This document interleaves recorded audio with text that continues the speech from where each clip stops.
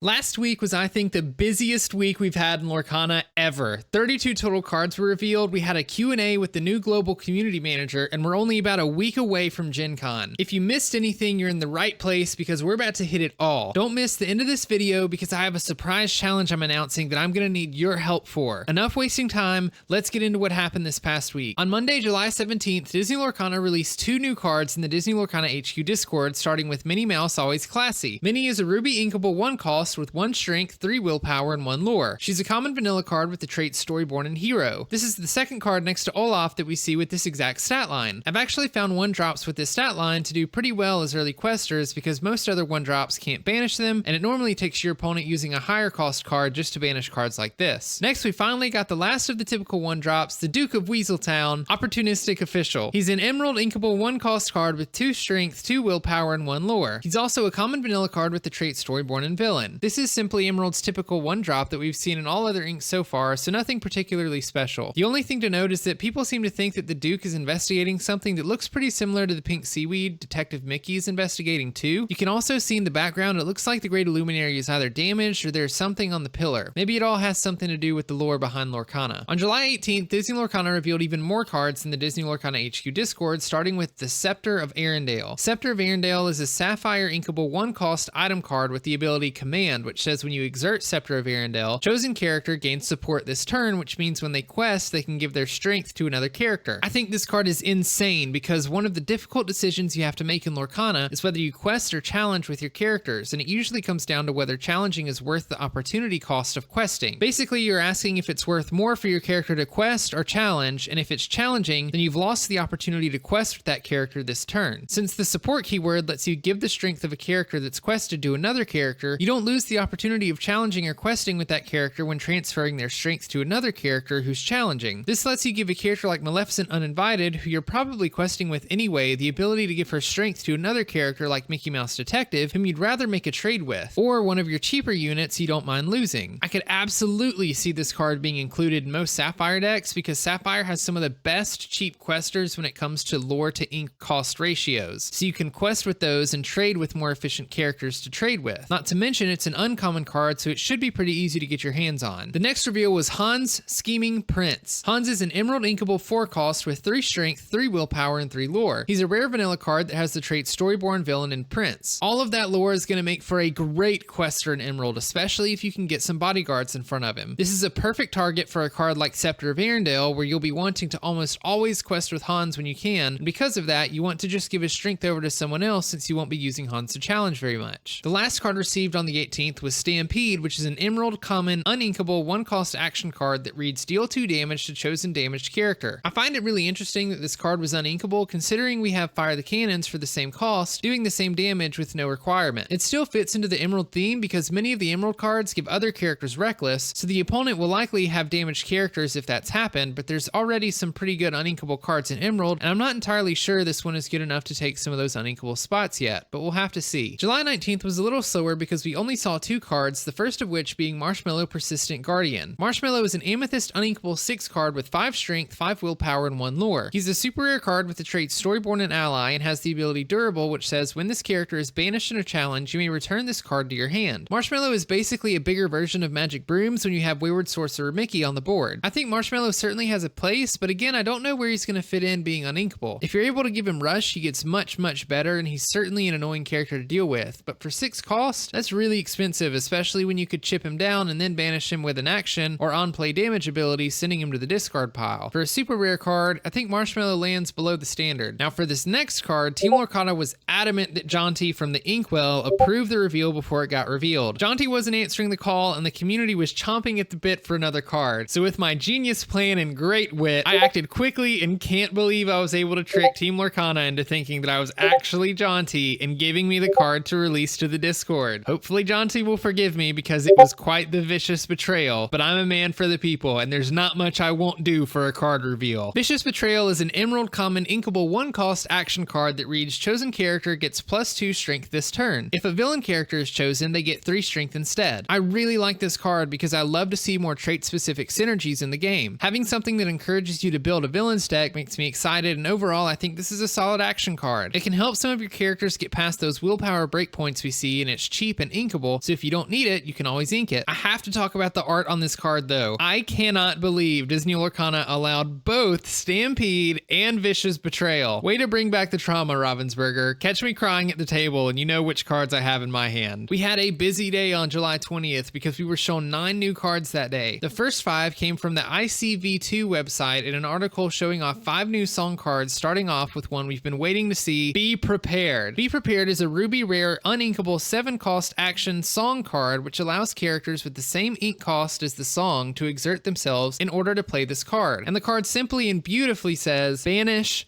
all characters. We've been wondering if we were going to get a true board wipe for a while, and Steven even hinted at it when giving an answer to a question about board wipes on Twitter. I'm very happy to see this card because there have been plenty of games that move into the middle/late game and you're just a little too far behind to catch up, so you basically know what's going to happen. This card allows the game to now be a bit more interesting and not so obvious just by looking at the board state. Because this card can be sung, you can sing this card to completely wipe the board, then use the 7 ink you still have available to rebuild your board on the same turn, allowing for really strong comebacks to be possible. Even at 7 cost, I think this card will definitely see play. You all should know I love Ruby, and man, I'm so happy to see this card. The art is stunning in my opinion. It was illustrated by Jared Nickerl, who also illustrated Mickey Mouse Detective and Sven, and I can't wait to see how this card looks foiled out. Next we saw Mother Knows Best, which is an emerald uncommon uninkable 3-cost action song card that says return chosen character to their player's hand. This is just a song card that has the ability we see on Genie, which is actually a pretty strong ability. Being able to prevent your opponent from questing or challenging with the character they want to for an entire turn really slows them down. Tempo in a game like this is really important, so the opportunity to essentially set your opponent behind a turn or part of a turn is really good. It is another uninkable card in Emerald, so that's a bit of a drawback, but regardless, this card should definitely see play. For the third song card, we were shown A Whole New World, which is a steel super rare uninkable 5-cost action song card, which says each player discards their hand and draws 7 cards. Now this might not sound amazing at first because you don't want your opponent drawing cards, right? But I promise you this card is good. Firstly, it allows you to refill your hand or give you the ability to ditch a bad hand. It'll interrupt anything in your opponent's hand they were trying to set up or combo, and what really puts icing on the cake is that this can be sung for free as early as turn 3 with Ariel, which frankly is nuts. Because of the nature of losing on average 1 card a turn from your hand because you're drawing 1 card, putting 1 into the inkwell, and then playing 1, this is such a good card later in the game too, just to refresh your hand and go nuts. I love the art on this card too. Steel has some of my favorite art in the game because I find the colors just pop more with the gray tones on the rest of the card. This card was illustrated by Coney, who also illustrated Peter Pan Never Landing and Zeus God of Lightning. I love the different colored fireworks and can't wait to see this in person. The 4th card we saw from the article was another beautiful card called Reflection, which is an amethyst uncommon inkable 1-cost action song card, which says look at the top 3 cards of your deck, put them back on top of your deck in any order. Right now I don't see this card getting a ton of play just because it isn't the most useful to see the cards before you use them, unless you're trying to draw or reveal a certain type of card from the top of your deck in order to trigger an effect, which we haven't seen in Lorcana so far. As soon as we start to see abilities like that, this card will get better and I can see it being played more. It certainly fits into the amethyst ink though, with all of the card draw available in that ink. Finally, the last song shown in the article was one we saw the art for months ago. HAKUNA Matata is an amber common uninkable 4-cost action song card that says remove up to 3 damage from each of your characters. I'm not too impressed with this card to be honest, because I find in most games, unless you're the one doing the challenging, characters don't stay damaged for very long because they're simply banished. This is an okay card if you plan to do a lot of challenging and damaging your own characters, but then again, you don't win games by simply challenging, so I don't know. Characters just don't seem to have enough health to warrant doing a lot of healing. Next, we were shown 2 really awesome cards through the Disney Lorcana Twitter account. The first one was one I had suspected, but was still surprised to see, which was Mickey Mouse Artful Rogue. I noticed that of all of the Mickeys shown across all 6 inks, we didn't have a Floodborn one, and we're sure we'd see one in the first chapter if we were going to see so many Mickeys. But once we had seen a Mickey for each color, I started to second guess myself. Turns out I was right, because Mickey Mouse Artful Rogue is an emerald uninkable 7-cost card with 6 strength, 5 willpower, and 2 lore. He's a super rare card with the traits Floodborn and Hero and can shift onto other Mickey Mouse characters for 5 ink instead of 7. He also has the ability Misdirection, which says whenever you play an action, chosen opposing character can't quest during their next turn. This card is so strong and awesome looking. It's definitely a higher skill ceiling card and requires a deck that's more focused around actions, but the more action cards we see, the better this card gets. Not to mention, songs are also action action cards, meaning if you can find a way to build a song-heavy deck and play all of your songs for free, you also get the added benefit of keeping your opponent from questing. I think it's also worth noting how important it is that Mickey doesn't have to exert to do anything, meaning all you have to do is play actions to get this effect, so it's going to be even tougher trying to deal with this mouse. Especially since we've seen actions do all kinds of things, this card really opens you up to a lot of possibilities regarding what kind of deck you want to play, and I can't wait to see what kinds of crazy stuff ends up being built with this deck because it's going to be really annoying trying to play against. The second card from the post is a rare Emerald uninkable 3-cost action card called Do It Again, which says return an action card from your discard to your hand. This obviously is directly synergistic with Artful Rogue Mickey, but is also the same ability we see on Lady Tremaine, just put on an action card. Recursion is always a strong mechanic, and especially since Lady Tremaine doesn't have great stats for her cost, I can definitely see this card being run. Once again, it's another uninkable card in Emerald though, so you'll have to choose wisely and decide if this is worth putting in your deck. The 8th card shown on July 20th was Stolen Scimitar, which was revealed in the Disney Lorcana HQ Discord. It's a common Emerald inkable 2-cost item card with the ability Slash that lets you exert the card to give a chosen character +1 strength or +2 strength if the chosen character is Aladdin. I can actually see this card getting play because there are definitely breakpoints throughout the game regarding strength and willpower. For example, there's a jump from 3 to 4 willpower that can really make a difference if none of your characters can evenly trade with a 4 willpower character because they only have 3 strength. This item would make it so that those characters can make those even trades and you aren't forced to run more vanilla cards like Wardrobe or Mickey Steamboat Captain, which definitely adds some value. The final card revealed July 20th was revealed by vote in the Disney Lorcana HQ Discord, and it was Hans 13th in line. Hans is a steel inkable 4-cost card with 3 strength, 3 willpower, and 2 lore. He's a super rare card with the traits Storyborn Villain and Prince and has the ability Stage a Little Accident, which says whenever this character quests, you may deal 1 damage to chosen character. I really love that ability because pretty much any ability that gives you added bonus when questing is icing on the cake just because you're getting to do something while progressing your win condition. When that thing is also damaging an opponent's character and getting you closer to banishing them, which slows down their win condition, it's even better. There's so many times where you just can't make that trade because of that breakpoint, and this card lets you ping that one little damage that you need to make it work. 2 lore to quest is also a really solid amount of lore to gather for a 4 cost with these stats, and I'm excited to see this card get play, even if I think it's the scariest looking card we've seen to date. I mean, just look at his face. If I look into those eyes for too long, I start to get a little scared, I'm not gonna lie. Last week, I think I said we got a total of 17 cards revealed, and that was a lot. Well, July 21st was quite the day because we were shown 17 cards that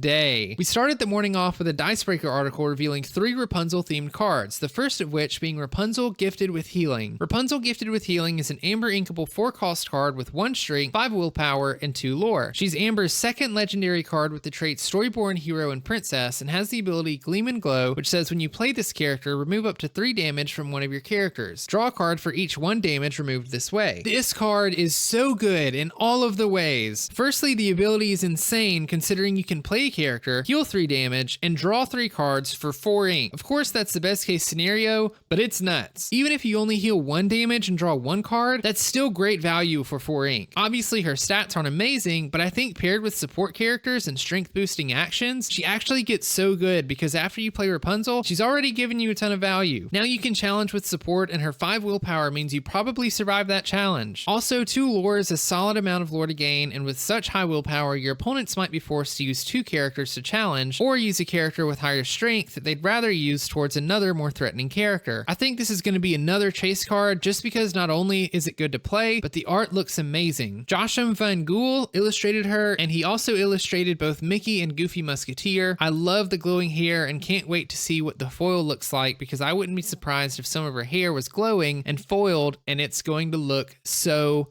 good. The next card revealed was Flynn Rider Charming Rogue. Flynn is an Emerald inkable 2-cost with 1 strength, 2 willpower, and 2 lore. He's an uncommon card with the traits Storyborn Hero and Prince, and has the ability Here Comes the Smolder, which says whenever this character is challenged, the challenging character chooses and discards a card. I actually think this is a really great card. Hand size is important in Lorcana because you're throwing so many cards out trying to ink and play cards, so forcing your opponent to get rid of a card if they want to challenge Flynn is a real drawback. Not to mention for a 2-cost, gaining 2 lore and forcing forcing your opponent to discard a card is pretty good value. I think Flynn will definitely see play. The third and final card revealed from the Dicebreaker article is another banger. It's Maximus Palace Horus, which is an amber inkable 5-cost card with 4 strength, 5 willpower, and 1 lore. He's a super rare card with the trait Storyborn and Ally and has the keyword Bodyguard, which means you can play Maximus Exerted and the opponent must challenge and banish Maximus first before challenging other characters without Bodyguard. He also has the support keyword, which means when he quests, he can give his strength to another character. The combination of both Bodyguard and support is nasty because you're likely questing with your bodyguards anyway, since you need to exert them to protect your character. So the fact that you want to exert Maximus, and when you do, you can just give another character 4 strength is crazy. Amazing value for 5 ink on a card, especially since it's inkable, and is going to allow crazy opportunities to trade up when leveling the board. I actually think unless you're running a Musketeer deck, Maximus takes the cake over Goofy and Amber. Next, Disney Lorcana revealed Megara pulling the strings in the Disney Lorcana HQ Discord. She's an emerald inkable 2-cost card with 2 strength, 1 willpower, and 1 lore. She's a common card with the traits Dreamborn and Ally with the ability Wonder Boy, which says when you play this character, chosen character gets +2 strength this turn. I'm not sold on this card mainly because it's situational, so it's really not a great card to play on turn 2 and is probably something you'd want to play later. It could help you get some trades in, but the stats just aren't there for me. I could definitely be wrong because I do think cards like Vicious Betrayal have a place, and this is kind of that, but on a body. I think it'll just feel bad having to play Megara and not getting to benefit from her ability, but I suppose it feels better than not playing anything because you only have an action in hand. The next card revealed in the Discord was Elsa Queen Regent. She's an amethyst inkable 4-cost card with 4 strength, 4 willpower, and 1 lore. She's a common vanilla character with the traits Storyborn Hero, Queen, and Sorcerer. There's honestly not much to say about this card, it just seems like a normal vanilla card. The next card Team Lorcana revealed in the Discord was decided by vote, and when the crown won out, we got Kuzco Temperamental Emperor. Kuzco is an emerald uninkable 5-cost character with 2 strength, 4 willpower, and 3 lore. He's a rare card with the trait Storyborn and King and has the keyword Ward, which means Kuzco cannot be chosen by your opponent except to challenge. He also has the ability No Touchy, which says when this character is challenged and banished, you may banish the challenging character. Kuzco is like an upgraded version of Cheshire Cat. Ward on Kuzco is so good because it means there are less ways for your opponent to banish Kuzco other than challenging him. The only way you can get around banishing Kuzco is through AoE effects like Be Prepared and Grab Your Sword. The great thing about that is your opponent is usually going to have to either sacrifice a character to banish Kuzco, which they really need to do because you can't leave a 3 lore character on board very long or else they start gaining too much lore. They'll have to use multiple characters to banish Kuzco, which you're happy with because those are characters that aren't questing and are getting damaged or banished, or they're going to have to find an AoE answer. Essentially, Kuzco demands a response or else you catch up quickly or get ahead quickly. And if you're forcing your opponent to use resources they wanted to save or play cards or do things on their turn they weren't planning to, that's a good thing. Next, we were shown Genie the Ever Impressive, which is an emerald inkable 2-cost card with 2 strength, 3 willpower, and 1 lore. He's a common vanilla card with the traits Dreamborn and Ally. This just looks like the typical 2-cost 2/3/1 card we've seen in a bunch of other inks, so nothing special here for now until we get a Floodborn Genie or something like that who might be interested in this character. After this, Rochelle Brady, the new global community manager for Lorcana, sat down with Steve Warner, one of the co-designers for Lorcana, to ask a bunch of questions people had asked for their Q&A. The first question was asked by DBT Lorcana, who asked whether the starter decks were balanced so that there was not a best starter deck. Disney Lorcana's answer was that starters were tested against each other. They are different playstyles, but they should all be similarly powerful. I'll be honest, I don't think they were going to give any other answer than, yeah, we think they're balanced, because it just wouldn't be smart to admit if they aren't. I hope they are balanced, but typically with these things, we end up seeing a best or worst deck when it comes to pre-constructed decks. The next notable question comes from the awesome group over at Ready Set Draw. If you haven't checked out their content, you definitely should. They asked whether ramp effects are something all ink colors will have access to, or if it'll be a mechanic that's color pie allocated to certain ink strategies. Disney Lorcana's response was abilities and mechanics are tied to ink colors. Some of those are in 2 or more inks. The types of cards that give you extra ink are mostly in Sapphire. Other colors may be able to ramp in other ways, but Sapphire is the most direct about it. This essentially tells us that the abilities and themes we see within each color are mostly tied to those inks. They might bleed a little, like how we see Bodyguard in both Amber and Steel, and we see styles of ramp in both Amber and Sapphire, but for the most part, every theme won't be seen across every ink. After this, PGH Rider asked if my opponent and I deck out at the same time, like if they use a whole new world, who loses the game? Disney Lorcana responds with the trend we've seen so far, which is that the active player resolves first, so the active player would lose the game. In other words, the person who played the card would lose the game. Now there's a fun question from Captain Octotroph who asks, what is your personal favorite keyword and ability? Steve answers by saying that Bodyguard is one of his favorites for its ability to change up the current board state and evaluations immediately. You can tell tell Steve is a good player from this response alone. Rochelle also gave an answer and said Singer was her favorite, and I agree with Rochelle. I love the song mechanics in the game, and I still get surprised when I forget a character has the new Singer keyword. Rooster 5Man asked a question regarding Cheshire Cat and abilities that return characters to hand when banished. Essentially, the question is, if a character like Marshmallow that says return to hand when banished in combat specifically banishes Cheshire Cat, which says banished character that banished this one, does Marshmallow go to the discard pile or hand? Or in other words, does Cheshire Cat's ability go off during a challenge or after the challenge is over? Disney Lorcana cleared this up by saying any abilities that say in a challenge trigger and resolve while that challenge is still happening. So in this case, Marshmallow banishes Cheshire, then Cheshire banishes Marshmallow while still in a challenge, so Marshmallow goes back to hand. Knive from Knive's Nerd Corner asks, are packs randomized to have cards of every color in them, or are they completely random? Disney Lorcana responded by saying, we try to make sure that there's one of every ink color in the common cards, but it is in fact random, so we don't guarantee it. Which I think is just kind of cool to know you should be getting a pretty wide variety of cards across each ink color in the packs. Out of nowhere, Disney Lorcana started dropping cards during the question and answer. It all started when Mushu Report asked about getting card images for cards we don't have info on, and instead they showed us Abu Mischievous Monkey and Scar Shameless Firebrand. Abu is a ruby inkable 3-cost card with 3 strength, 2 willpower, and 2 lore. He's a common vanilla card with the trait Storyborn and Ally. Abu definitely looks like a card that only cares about questing because he's very likely to be banished after questing once with that stat line. The good thing is with 3 strength, he hits whatever is deciding to trade with him pretty hard, especially only by turn 3 or so. Scar is a ruby uninkable 8-cost card with 6 strength, 6 willpower, and 1 lore. He's a rare card with the traits Floodborn, Villain, and King, and he can shift onto other Scar cards for 6 ink instead of 8. He also has the ability Rousing Speech, which says when you play this character, ready your characters with cost 3 or less. They can't quest for the rest of the turn. I love the art on this card and seeing a Floodborn Scar, but I can't see how this card is really great right now. When looking at all the 3 costs and under available to me, nothing really stood out as something that I'd want to keep readying unless I was just trying to keep them safe. Scar is really expensive and his other Scar targets aren't the best either. I feel like we've got to be missing something with this card. After this, they gave a really big surprise. Rochelle asked Steve if there were any other Disney properties we hadn't seen yet that are in the first chapter. She thought Steve could give us something completely unexpected, and yeah, it was. Steve's reply was simply, how do you feel about Treasure Planet? John Silver, Alien Pirate, is in Lorcana and guarantees Treasure Planet is in the first chapter. John Silver is an Emerald inkable 6-cost card with 5 strength, 5 willpower, and 2 lore. He's Emerald's second legendary card with the traits Storyborn Villain, Alien, Pirate, and Captain, and has the ability Pick Your Fights, which says when you play this character and whenever he quests, chosen opposing character gains Reckless during their next turn. This card is so good. For an inkable card, this is phenomenal for Emerald, being able to give a character Reckless on play, and then every time he quests. He's got good stats and a good lore number. I can definitely see this card being a staple in a lot of Emerald decks for their top end, and I know many people are very excited to see Treasure Planet in the first chapter. After this, Balloons asked, how do you get over the pain of inking a card with a powerful effect? To which Steve responded, after drying up all the tears, I try to think a happy thought, and proceeded to drop Captain Hook Thinking a Happy Thought. Captain Hook Thinking a Happy Thought is a steel uninkable 5-cost card with 2 strength, 5 willpower, and 1 lore. He's a rare card with the traits Floodborn, Villain, Pirate, and Captain, and can shift on top of other Captain Hook characters for 3 ink instead of 5. He also has Challenger +3, which means he gains 3 strength when challenging, and has the ability Stolen Dust that says characters with cost 3 or less can't challenge this character. I actually think this card is really good. Captain Hook Forceful Duelist was already a great one-drop because he can easily take out cards as expensive as 3 ink and really help stall games out because your opponent's scared to quest. Now you can play this Captain Hook on top of Forceful Duelist on turn 3, threatening 5 strength, and you have even more freedom to play because your opponent can't take out Hook with their smaller characters because of his ability. Honestly, this is such a solid card and I love the art. Seeing Hook fly through the sky with that big grin and pixie dust around him is so funny, and I love seeing the sea and his ship in the background. Great job, Elliot Boxtail, on this one. Next, DBT Lorcana was noticing that there was a lot of uninkable cards in Emerald and was asking if Emerald players should rely on other inks to make their decks competent. Rochelle helped them out by showing us Horace and Jasper from 101 Dalmatians. Horace, No Good Scoundrel, is an Emerald inkable 3-cost with 4 strength, 3 willpower, and 1 lore. He's a common vanilla card with the traits Storyborn and Ally. Horace is definitely a card that gets played to get rid of some of the higher willpower cards. With 3 willpower, he doesn't quite make it over the 4 willpower break line, and the increased strength will help him take down some of those bigger characters. Jasper Common Crook is an Emerald inkable 3-cost card with 2 strength, 4 willpower, and 1 lore. He's an uncommon card with the traits Storyborn and Ally, and and has the ability Puppy Napping, which says whenever this character quests, chosen opposing character can't quest during their next turn. This is a very similar card to Iago, except Jasper gets to gain lore while preventing your opponent from questing and doesn't give the opponent Reckless. I think stat to stat, Jasper seems to be the better character. One of the most valuable things about Reckless is that it stops your opponent from questing. You don't force your opponent to damage their characters through challenging, but I actually think that's okay. The next question was actually asked by me. I was asking whether we could challenge our own characters because Tinkerbell Giant Fairy doesn't specify banishing an opposing character in order to deal 2 damage to an opposing character. Steve clarified that you have to challenge opposing characters, period. So you can never challenge your own characters. Rochelle then revealed Tinkerbell Peter Pan's ally. Tinkerbell is an amethyst uninkable 5-cost card with 3 strength, 3 willpower, and 2 lore. She's a common card with the traits Storyborn, Ally, and Fairy, and has the keyword evasive, which means only other evasive characters can challenge her, and the ability Loyal and Devoted, which says your character's named Peter Pan gain challenger +1. Right now this card doesn't really seem worth it because Tinkerbell has really low stats for an uninkable 5-cost, but we also have only seen 1 Peter Pan so far, so there might be another one down the line that synergizes really well with this card. After this, Rochelle revealed Elsa Ice Surfer to end off the Frozen and Emerald themed week. She's a ruby inkable 4-cost card with 3 strength, 4 willpower, and 1 lore. She's a common card with the traits Dreamborn, Hero, Queen, and Sorcerer, and has the ability That's No Blizzard, which says whenever you play a character named Anna, ready this character. This character can't quest for the rest of this turn. It's kind of weird to see an Elsa in Ruby. I wasn't expecting that. I'm a little underwhelmed with this card, to be honest. The stat line is pretty average for a 4-cost, so the only reason you'd be readying her would be to try to keep her safe for a turn or so, but I am happy to see Elsa and Anna synergy. Then last but certainly not least, they revealed Elsa Spirit of Winter, who is an amethyst uninkable 8-cost card with 4 strength, 6 willpower, and 3 lore. She's the first amethyst legendary card we've seen, and she has the traits Floodborn, Hero, Queen, and Sorcerer. You can shift Elsa Spirit of Winter on top of other Elsa cards for 6 ink instead of 8, and she has the ability Deep Freeze, which says when you play this character, exert up to 2 characters. They can't ready at the start of their next turn. This card is amazing for so many reasons. First being that art. I mean, how beautiful is that art? Matthew Robert Davies knocked it out of the park with this one. The thing that really elevates it for me is the reflection of Elsa you see in the ice shards. I can't wait to see what this looks like foiled. Her ability is insane too. Forcing your opponent to leave characters exerted so they can't use them or so that they're vulnerable is very strong. And she has 3 lore, which just makes her a questing queen. Amethyst might have just gotten the chase card of the set with this card. Finally, the 30-second card revealed last week was revealed during the Hobbies and Happiness Roundtable live stream, and it was Jafar Keeper of Secrets. Jafar Keeper of Secrets is an amethyst inkable 4-cost card with 0 strength, 5 willpower, and 2 lore. It's a rare card with the traits Dreamborn, Villain, and Sorcerer, and has the ability Hidden Wonders, which says this character gets +1 strength for each card in your hand. When we compare this card to Jafar Wicked Sorcerer, I don't think it wins out. I know Amethyst has plenty of card draw, but without card draw going second, the most cards you'll have in hand if playing on curve is 3 or 4 cards by turn 4, and then it just goes down from there. I think if you build your deck around card draw, then this card might have a place, but it has a fair amount of lore, and so long as you're keeping your hand full, you can quest and it's going to hurt whatever challenges into it. But I think most of the time I'd like the guaranteed 5 strength on Jafar Wicked Sorcerer when challenging over Keeper of Secrets. And finally, that concludes all of the cards revealed last week. We've only got this week left, and then next week is Gen Con, where I'll finally get my hands on Lorcana cards and meet up with dozens of other awesome content creators for Lorcana. I promise you aren't going to want to miss all the shenanigans that go down there. I'll be covering everything I can on my Twitter, Instagram, and I'll be posting in the Disney Lorcana HQ Discord, so you'll give me a follow on those socials and join me in the Discord. I also want to announce a challenge I'll be doing at Gen Con that I need your help with. I thought since there will be so many people at Gen Con opening Lorcana, I wanted to try to find every single card in the first chapter while I'm at Gen Con and record it. I want to find the entire first chapter while I'm there, and this is where you come in. I'm obviously going to be busy playing in the Starter Deck Challenge, meeting people, and looking for cards, so I'm going to make a spreadsheet and put it in the description and link it on socials for everyone to see which cards I've seen and which ones I haven't. I need all of your help to look out for cards on socials that I haven't seen yet and tag me in those. Help me find those people so that I can get them and their card in a video, and let's complete the first chapter together. It's going to be a difficult challenge, but there's over 2,000 booster packs being opened just inside of the Starter Deck events alone, and who knows how many more with whatever product we can get at the booth. If I'm able to complete the entire first chapter while at Gen Con, I'll be sure to do some sort of giveaway, so be looking out for that on socials. Help me promote it, and let's get this done as a community. We're almost there, friends. Make sure to like the video if you enjoyed enjoyed and subscribe. Press that notification bell if you don't want to miss any news and all the other fun stuff I have planned. I've got that challenge video coming, product reviews, and hopefully some gameplay analysis and competitive commentary when that gets kicked off. Most importantly, remember to take care of yourself. My name is Brandon, also known as B Squared. Thank you for watching, and I'll see you in the next one.